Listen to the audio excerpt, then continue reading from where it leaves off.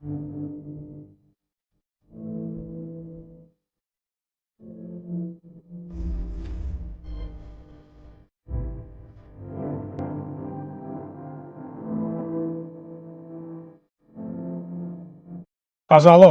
мән мағынасы өте терең, киелі ұғым.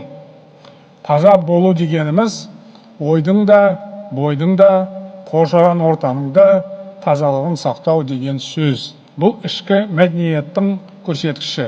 Сондықтан мен тазалық халқымыздың болмысына сіңген қасиет болу керек деп үнемі айтып келемін. Қазірде қайталап айтқым келеді.